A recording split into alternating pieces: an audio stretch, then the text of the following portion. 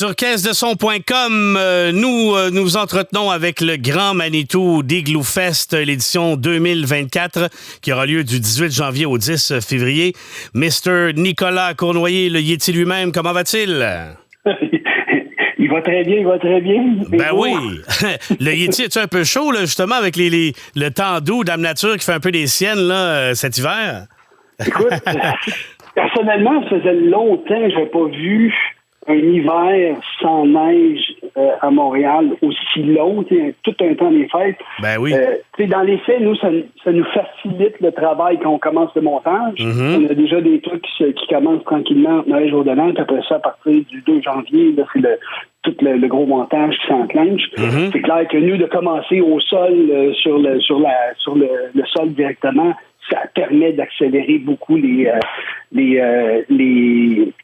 production. Mm-hmm. Par contre, ce qui est arrivé dans les derniers jours, une grosse tempête de neige, il mouille après, il fait froid, ça gèle, c'est sûr que ça a une incidence. Fait que on est touché déjà depuis plusieurs années avec les changements climatiques, puis c'est ça, il faut qu'on soit de plus en plus près pour vivre des extrêmes, parce que il va toujours y avoir un hiver, il va être chamboulé, chambardé, mais on n'a pas le choix, nos équipes. Il faut qu'elles soient prêtes à réagir. Bon, là, on est en montage, mais tout ça pour arriver aussi en événement. Le froid, faire le pied de nez à l'hiver, ça fait un peu partie du concept. C'est l'idée de base d'Igloo Fest. Peut-être qu'un jour, ça va changer. Les pique-niques électroniques vont se faire au mois de janvier, puis Igloo Fest au mois de juillet, au mois d'août. Écoute, on ne sait pas, hein? On fait des off-pique-niques en plein janvier. C'est ça, les après-ski au mois d'août.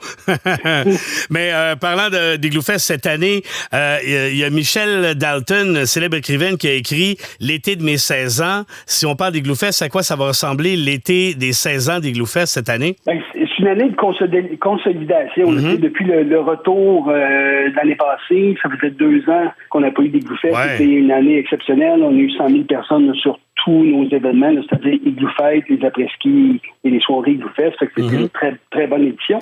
On a remarqué qu'il y avait beaucoup de nouvelles personnes. C'est un événement de 18 ans et plus. Là, il y a des gens qui ont eu 18 ans pendant les années où il y avait la pandémie, qu'on ne faisait pas d'événements. Fait que là, on voit un nouveau public, ce qui est super cool, ce qui nous permet aussi justement d'avoir plus de monde. Oui, on consolide. Évidemment, il y a toujours des modifications qui se font parce qu'il y a des partenaires qui changent d'une année à l'autre. Les activités dans les gouvernages vont aussi varier d'une année à l'autre. Mais l'important, c'est je veux dire, oui, la programmation qui est là, c'est la scénographie.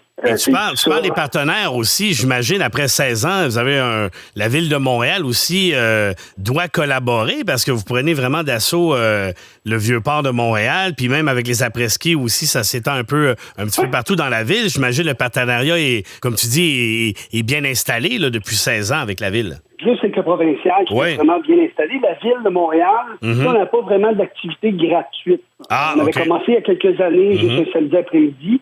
Mais du financement avec la Ville de Montréal, on en a depuis la dernière édition. Oui, la Ville est engagée là-dedans. Nous, on a 4 après-midi Igloo Fest qui sont gratuits. Hein. Ça, c'est important à dire. Le volet familial. C'est activités. C'est familial. De 1h l'après-midi à 18h le soir. Après ça, on fait un petit reset puis on fait nos soirées. Mais donc, les 4 samedis, il y a ça qui est aussi disponible. Puis, justement, et la Ville de Montréal et Tourisme Montréal nous supportent, le gouvernement du Québec nous supporte là-dedans. On essaie de le développer, puis c'est ça, c'est ce qu'on veut faire, c'est qu'Igloo Fest soit bien imprégné, puis que ce ne soit pas juste les soirées qui, elles, ont dû, dans les premières années, 18 ans et plus. Et on veut que tout le monde y trouve son compte. Donc, les familles, les gens qui ont moins de moyens puis qui veulent venir à un événement gratuit, c'est vraiment super cool. Moi, je suis avec mes enfants. Puis les après-ski, pour les noctambules qui, eux, veulent pas que ça se termine à 12h30 la fin de semaine, mais il y a encore des soirées dans des bars, salles de spectacle à travers Montréal. Toujours les vendredis, samedis jusqu'à la fin. Avec d'excellents DJ. Et sans jeu de mots aussi, tu parlais de Tourisme Québec, tout ça, les partenaires. Igloo Fest qui a fait boule de neige à Québec aussi pour la 2e édition cette année, avec une année qui a fait un énorme tabac la première année. Et là, vous y allez pour une 2e année aussi du côté de Québec? Oui, tout à fait. On est très, très content d'être de retour. Et l'année passée, c'était un peu une année test qu'on faisait. La réponse était super bonne. On avait Diplo qui était là l'année passée. Puis, je veux dire, c'est une soirée qui a été sold out. Fait que oui, la vente des billets va bien. On est là, c'est les 7, 8, 9 mars, début mars à Québec. Fait qu'on est vraiment super content de pouvoir continuer. Puis voir qu'il y a un engouement. Maintenant, on se demandait si on était pour potentiellement se cannibaliser. Mais non, il y a des gens qui sont plus vers l'est du Québec qui vont descendre à Québec, mais peut-être pas à Montréal. Puis, évidemment, on prend pas les mêmes têtes d'affiche pour les satellites. Fait que ça fait en sorte que c'est une offre qui est complémentaire. Un beau complément. Travaille à la stratégie hivernale qui est en train d'être mise autant à Montréal que partout en province. On veut que les gens sortent, on veut qu'il y ait des événements, on veut que les gens en profitent. On a notre nordicité qu'il faut célébrer, puis je veux dire, on essaie avec nos événements, puis même notre producteur, faire en sorte que les gens sortent, restez pas dedans, bougez, allez dehors, profitez-en. Ça fait du bien. Le setup est exceptionnel. On évite les gens qui ont jamais vécu l'expérience. Ah, moi, le froid, non, allez vivre ça. C'est pas juste le son, la musique, les gens, c'est aussi le setup visuel, les projections, les lasers. C'est vraiment exceptionnel. On se croirait dans un film là, en 2065, du 18 janvier au 10 février. Vous avez une programmation. Tantôt, tu parlais de Diplo. Il disait que Diplo était à Québec l'hiver passé. L'hiver passé. Là, il est à Montréal cette année, c'est ça? Ouais. Parfait. Il y a Marc Robillet, Eric Prydz, Miss Monique, The Blaze. Si tu avais à choisir, pas nécessairement les meilleurs, mais tes 3 coups de cœur de cette année, la programmation 2024, ça serait quoi? Qui? Moi, mon premier choix, c'est Ento. OK. Qui vient avec Joachim Pastor le premier samedi. Tout ce qui est cette gang-là, je pense que c'est Hungry Music. Cette étiquette-là, ils font des trucs, c'est vraiment super dansant, c'est le fun, c'est joyeux. Moi, j'adore ce genre de musique-là. Pour ceux qui veulent voir une performance qui va être déjantée, éclectique, c'est sûr que Marc Rébillet, c'est une valeur sûre. Pour ça, c'est pour les gens qui aiment quelque chose qui va sortir de l'ordinaire. Ensuite, ça, c'est la soirée d'ouverture, le jeudi, là, 18 janvier. Effectivement, c'est le premier jeudi, 18 janvier. Je vous parlerai pas des soirées qui sont sold out déjà. Le Diplo Armin van Buren, c'est comme plus classique, plus connu d'une façon ou d'une autre. Moi, ensuite de ça, j'irai vers The Blaze.